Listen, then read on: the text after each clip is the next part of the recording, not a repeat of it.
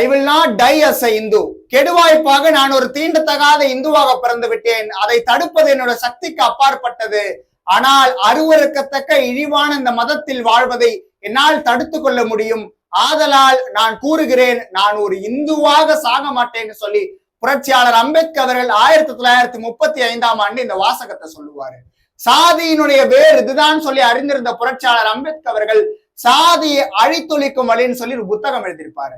அந்த புத்தகம் வரலாற்றுல எவ்வளவு முக்கியத்துவம் வாய்ந்ததோ அதே மாதிரி நான் ஒரு இந்துவாக சாக மாட்டேன்னு சொன்ன வாசகமும் வரலாற்றுல முக்கியத்துவம் வாய்ந்தது. 1935 ஈழா மாநாட்டுல இந்த வாசகத்தை அம்பேத்கர் அவர்கள் சொல்லியிருந்தாலும் 1956 தான் 10 லட்சம் மக்களுடன் பௌத்த மதத்திற்கு தழுவினார் புரட்சியாளர் அம்பேத்கர் அவர்கள். இதுக்கிடையே 21 ஆண்டுகள் இருந்தாலும் ஒரு இயக்கமாக செயல்பட்டு இந்து மதத்திலிருந்து இழிவாக வாழ்வதை விட பௌத்த மதத்திற்கு தழுவேன் என்று சொல்லி 10 லட்சம் மக்களுடன் பௌத்த மதத்திற்கு தழுவினார் புரட்சியாளர் அம்பேத்கர் அவர்கள். இது தலித்துகளினுடைய மதமாற்றம் என்று வரலாறு என்று சுருக்கி கொண்டிருக்கிறது. ஆனால் இது இந்து மதத்தில் இருக்கின்ற ஒவ்வொரு ஒதுக்கப்பட்ட தாழ்த்தப்பட்ட தீண்டத்தகாதவனாக இருக்கின்ற ஒவ்வொருனுடைய மதமாற்றம் என்பது வரலாறு. அம்பேத்கர் அவர்கள் சொல்லுவார், 2000 ஆண்டுகளாக இந்திய மண்ணில் நாம் அடிமையாக இருக்கிறோம் என்றால் அதற்கு காரணம் இந்த இந்து மதம் தான்.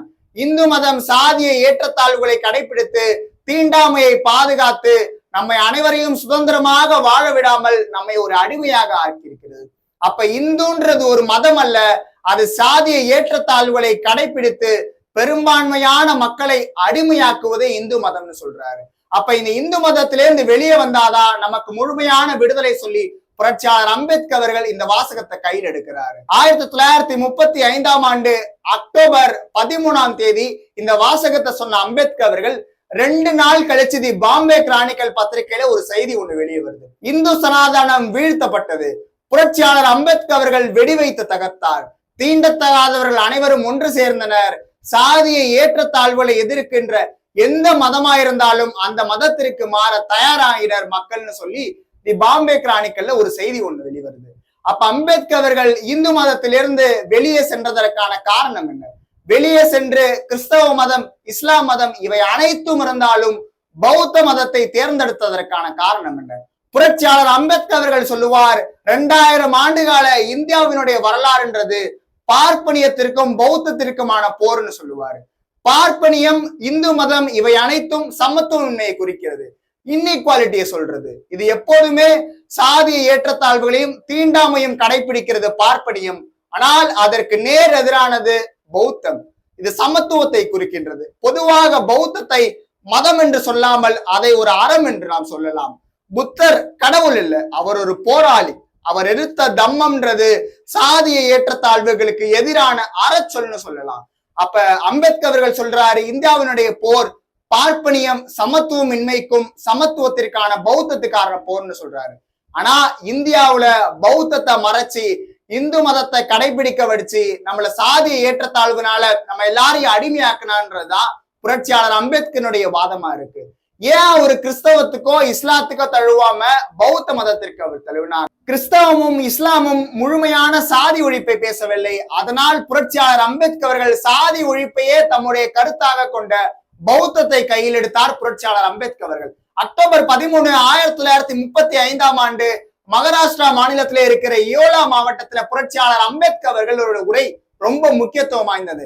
அந்த உரையில புரட்சியாளர் அம்பேத்கர் அவர்கள் சொல்லுவாரு, சாதி இந்துக்களுடைய மனநிலை எந்த அளவுக்கும் மாறல, எவ்வளவுதான் நம்ம போராடினாலும் அவங்க நம்மள அன்போடு நடத்த மாட்டாங்க, நம்ம மேல வன்மம் அவங்களுக்கு இருந்துகிட்டே தான் இருக்குன்னு சொல்லி நம்மை அடிமையாதான் வச்சிருப்பாங்கன்னு சொல்லி, ஆக மதமாற்றம் தான் ஒரு முழுமையான தீர்வுன்னு சொல்லி அந்த உரையில புரட்சியாளர் அம்பேத்கர் அவர்கள் பேசினார். நம்மை மனிதனாக மதிக்காத மதம், நம்மை சமத்துவமாக பார்க்காத ஒரு மதம், நமக்கு பாதுகாப்பு இல்லாத ஒரு மதத்தில் நாம் இருப்பது சரியில்லை, ஆதலால் நாம் மதமாற்றம் பெற வேண்டும், இந்து மதத்திலிருந்து வெளியே வர வேண்டும்னு சொல்லி புரட்சியாளர் அம்பேத்கர் அவர்கள் அந்த மாநாட்டுல உரையை நிகழ்த்துவாரு.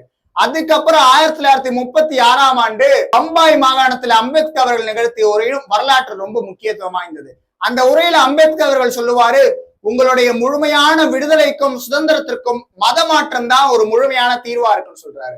அப்ப பேசிக்கிட்டு இருக்க அம்பேத்கர் அவர்கள் சொல்றாரு, தான் தீண்டத்தகாதவனா தாழ்த்தப்பட்டவனா இந்த சமூகத்துல இந்தியாவுல எவ்வளவு பிரச்சனைகளை மேற்கொண்டார்னு சொல்லி விசாவுக்காக காத்திருக்கிற நூல்ல சொல்லியிருப்பாரு. அந்த விஷயங்கள் எல்லாத்தையுமே இதுல சொல்றாரு புரட்சியாளர் அம்பேத்கர் அவர்கள். எங்க ஊர்ல முடிவெட்டக்கூடிய அவ்வளவு பேர் இருந்தாலும் தாழ்த்தப்பட்டவன் என்ற காரணத்திற்காக எனக்கு முடிவெட்டாத ஒரு சமூகமாக தான் இந்த சமூகம் இருந்துச்சுன்னு சொல்லி புரட்சியாளர் அம்பேத்கர் சொல்றாரு. என்னுடைய வாழ்க்கையினுடைய பாதி நாள் வரை எங்க அக்கா தான் எனக்கு முடிவெட்டுவாங்கன்னு சொல்லி புரட்சியாளர் அம்பேத்கர் அவர்கள் சொல்றாரு. அது மட்டும் அல்லாம தங்க இடம் இல்லாம பாரசீக விடுதியில தங்க போன அம்பேத்கரை விரட்டி அடிச்சதையும் புரட்சியாளர் அம்பேத்கர் அவர்கள் சொல்றாரு. இதே மாதிரி தன்னோட வாழ்க்கையில் நடந்த பல விஷயங்களை சொல்லிட்டு இருக்க புரட்சியாளர் அம்பேத்கர் அவர்கள் அதே விஷயம் உங்களுடைய வாழ்க்கையில் நடந்திருக்கலாம், அதற்கு அதிகமாகவும் நடந்திருக்கலாம்.